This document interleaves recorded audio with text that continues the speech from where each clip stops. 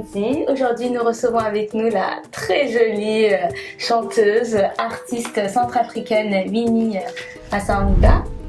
Alors, est-ce que c'est ton nom d'artiste ou c'est ton nom de famille également? Alors, mon nom d'artiste c'est juste Masanga. D'accord.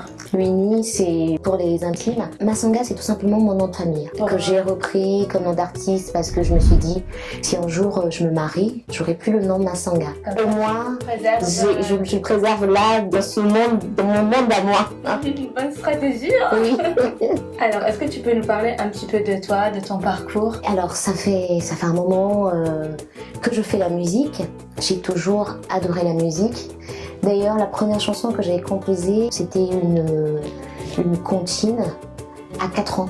4 ans? Oui, wow. Je la chantais souvent et tout ça. Et donc voilà, j'aimais chanter, j'aimais danser, j'aimais imiter les artistes quand les clips passaient à la télé. Je mimais, je les imitais. Oui, je faisais tout le temps ça. J'étais demoiselle d'honneur dans un groupe dirigé par l'ex-première dame de la République centrafricaine, Angèle Patassé, paix à son âme. Ça s'appelait Providence Club, où on recevait les présidents. Quand les présidents arrivaient en Centrafrique, c'est nous, on les recevait avec des petits bouquets de fleurs, fallait dire un mot.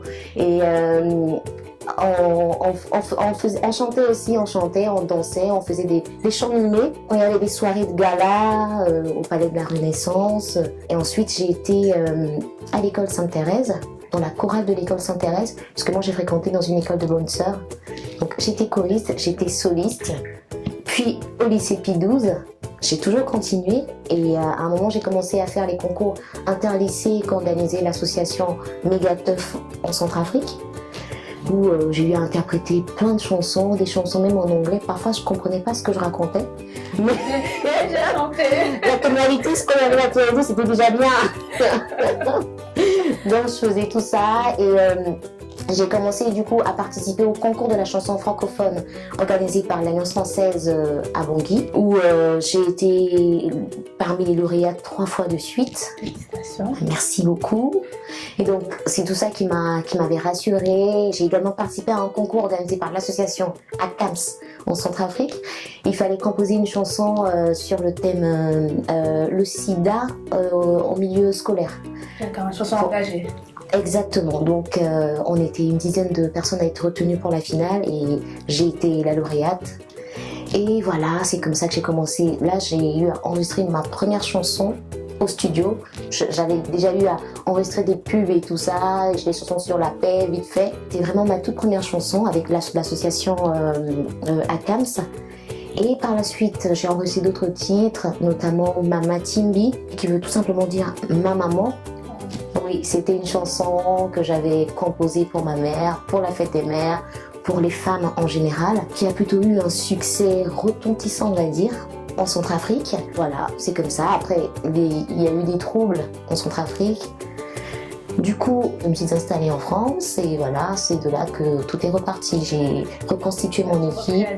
J'ai tout repris à zéro, mais j'ai rien abandonné. J'ai continué à me battre. Donc tu as toujours baigné finalement dans la musique, t'as pas dévié du chemin. C'était dès 4 ans, c'est ça, c'est bon. Dès 4 ans, c'est ça, c'est mon chemin. Si la musique payait aussi bien que ce que je vois, je pense que j'aurais fait que la musique parce que c'est vraiment quelque chose que j'aime.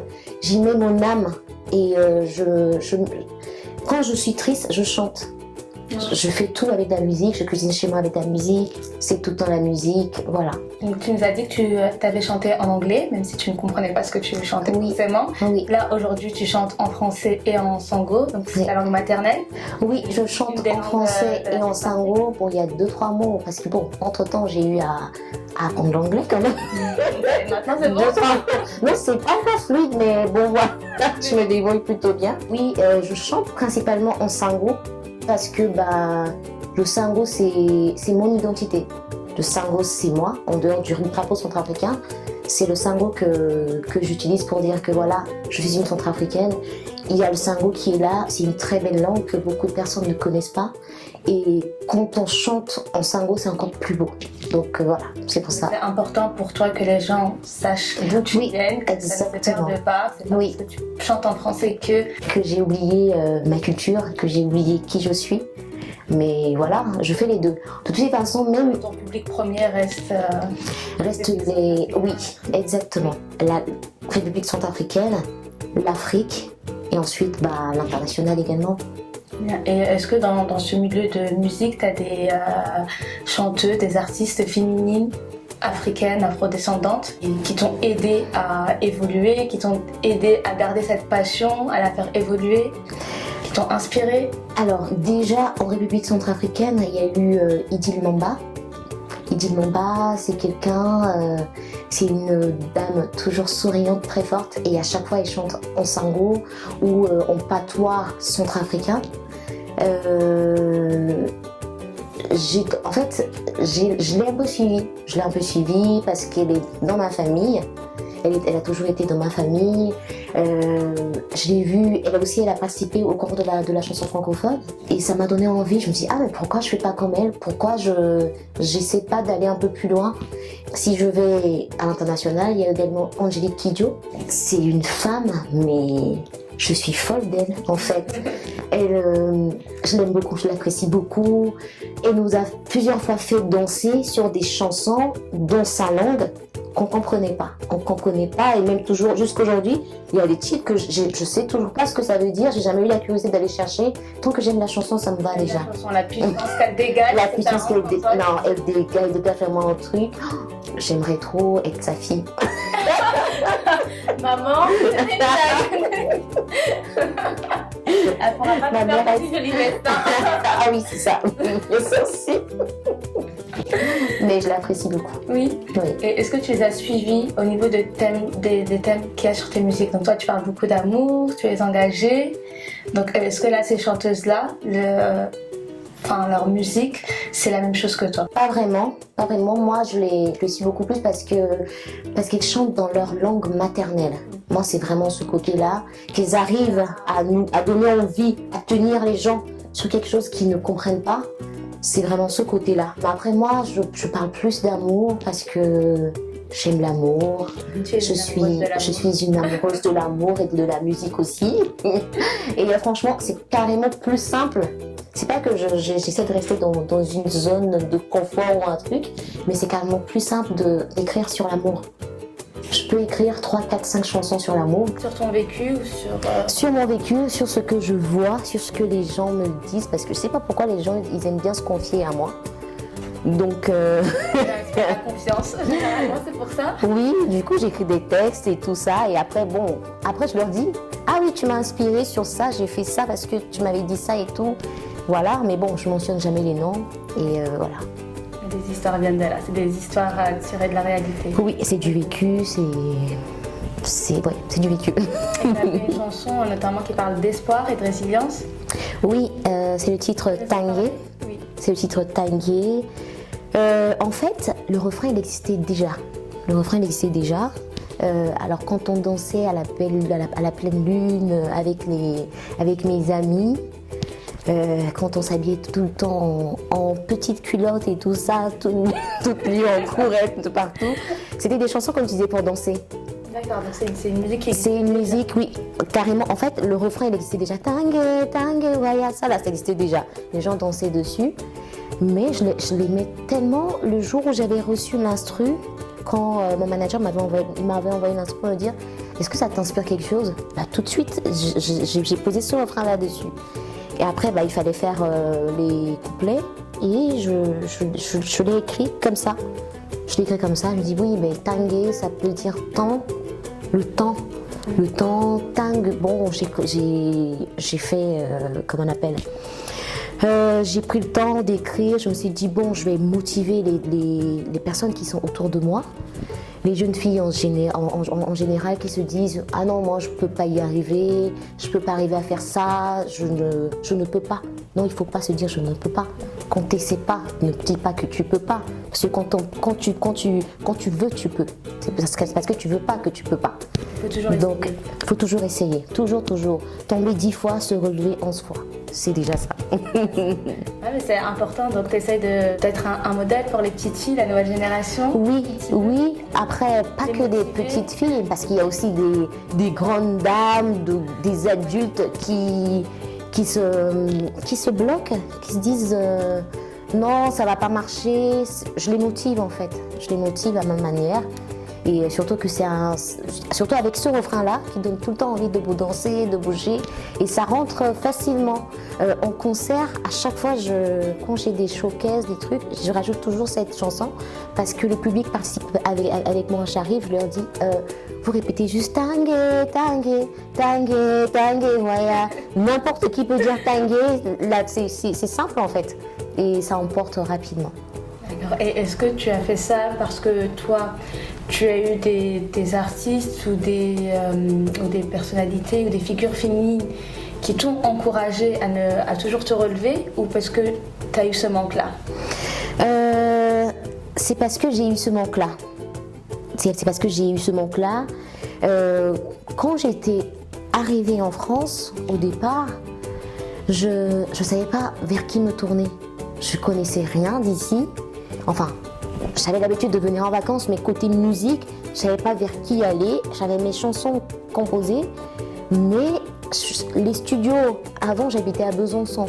Je ne savais pas, est-ce qu'il y a des studios à Besançon? Je ne savais pas. Est-ce qu'il y a quelqu'un avec qui je peux bosser? Mon équipe, je fais comment? J'étais restée là. À un moment, franchement, je me suis dit, bon, j'écris mes chansons, je les garde à la maison et tout. Je vais arrêter la musique, quoi. Et j'avais arrêté pendant 1 an et demi. Après, mais je me suis dit, non, ça me manque. J'aime faire ça. Il faut que j'aille chercher. J'ai commencé à contacter les gens qui étaient autour de moi. Est-ce que tu connais ceci?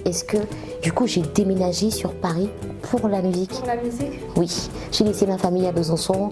Je suis venue sur Paris. Après, bon, j'avais une formation. J'en ai profité parce que je me suis dit, bon, hébergement, formation, faut bien que je continue de vivre. Et donc, je me suis motivée toute seule à venir sur Paris. Je me suis installée sur Paris. J'ai rencontré des personnes plutôt sympas. Et voilà, c'est là que c'est parti. Donc, je me suis motivée j'ai tout abandonné. Je tenais à ma famille parce que j'avais mes neveux avec moi. C'était la belle vie, la vie facile. J'avais pas de loyer à payer et tout. Mais je me suis dit, non, je vais rester là. Mais bon, je vais pas faire ce que j'aime. J'avais un manque, fallait que je le fasse, donc je me suis motivée. Et donc si moi je peux motiver d'autres personnes à faire tout ce dont ils ont envie, bah faut que je le fasse. C'est ce que je fais. C'est ce que tu fais. Oui. Merci beaucoup. Je pense que c'est important d'avoir des personnes qui nous motivent et qui nous montrent que il faut toujours essayer avant d'abandonner. On essaye et puis on recommence. Autant de fois que possible. Autant de fois que c'est possible. Et puis il ne faut pas se freiner forcément à là où est-ce qu'on habite, là où est-ce qu'on vit. Ta famille, elle est toujours présente. Bah oui, elle est toujours présente. Et j'ai fini par bien m'installer. Quand ils viennent sur Paris, ils viennent chez moi. Quand ils veulent partir à Bangui, ils viennent chez moi. Bah voilà. Qui viennent. Oui. Et est-ce que dans le monde de la musique, donc pour commencer en Centrafrique, la place de la femme, elle est bien présente? Est-ce qu'il y a beaucoup d'artistes féminines? Est-ce que c'est compliqué d'accéder ou... Alors, il y a des artistes féminines en Centrafrique. Il y en a énormément, mais il y a au moins 80% qui font de la musique religieuse. D'accord. Donc, c'est leur zone de confort. Je vais le dire comme ça. C'est leur zone de confort, oui, c'est la musique religieuse, oui. En fait, nous, on dit qu'on fait de la musique du monde. On fait la musique du diable. On ne fait pas la musique du diable. Parce que l'amour, Dieu, c'est l'amour aussi. Je parle d'amour quand tu donnes des conseils. Même dans la Bible, on donne des conseils. Donc, si tu donnes des conseils, c'est pas on dit prier le diable et tout ça. Non, on fait les choses à notre manière. Et du coup, les artistes féminines qui font de la musique du monde, il n'y en a pas beaucoup. Il n'y en a pas beaucoup, je n'en connais pas beaucoup. Il y a peut-être une dizaine, on va dire. D'accord. Il y a peut-être une dizaine. Celles qui sont vraiment connues, il n'y en a pas beaucoup non plus, peut-être 4 ou 5. Mais au niveau, donc il y a de très belles voix, il y a de très belles voix, il y a de quoi faire, mais de la musique religieuse. Je ne dis pas que la musique religieuse, elle n'est pas bien. Oui, donc il ne faudrait pas qu'on me... comme massacre derrière. Elle est bien parce que même moi j'ai des chansons religieuses que j'ai composées. Est-ce que c'est en lien avec l'image de la femme? Est-ce que les hommes qui font de la musique du monde sont perçus de la même façon que les femmes qui font de la musique du monde? Ou est-ce que... Non, pas du tout. Alors, les femmes qui font de la musique du monde, bah c'est pas bien, les gens se disent c'est des filles plutôt, c'est des femmes plutôt faciles ou des trucs comme ça, mais franchement pas du tout. Il faut s'approcher des personnes pour les connaître réellement. Et voilà, franchement c'est difficile en Centrafrique. Moi je me rappelle quand j'ai voulu travailler avec quelques personnes, quand j'ai voulu avoir des producteurs, c'est des personnes qui acceptaient au départ, mais c'était pour autre chose derrière. Oui, c'est une femme, elle a besoin de coups de main, et pour lui donner ce coup de main-là, je peux l'utiliser pour ça. Et à chaque fois, j'étais catégorique, c'était non, bah si tu veux pas, bah laisse tomber. Ah, donc t'as toujours eu la tête sur les épaules, comme oui. tu dis. Ah oui, franchement, oui. Franchement, sur ce point-là, oui. Donc ça, c'est important de le mentionner aussi, je pense. Exactement, c'est important de le mentionner aussi. Après, j'ai eu la chance d'être dans une famille plutôt, je dirais pas riche, mais plutôt bien, qui a le minimum qu'il faut. Donc à chaque fois que j'ai eu besoin des coups de main, des frais de studio à payer et tout ça, mon père il me donnait les sous, parce que mon père il adore la musique. Il jouait plein d'instruments, il jouait du saxophone à l'époque, mon père, il jouait de la guitare aussi. D'ailleurs, il aimait tellement le saxophone qu'il a donné le prénom Saxette à ma grande sœur. Saxette, il a donné Saxon à mon grand frère. Et apparemment, je devais m'appeler Saxonnette. Mais bon, entre-temps, ma grand-mère s'est opposée à sa folie. Et ça s'est arrêté. Saxonnette. Oui, et ça s'est arrêté là. Il y avait des saxines, il y avait des trucs de prévu, mais...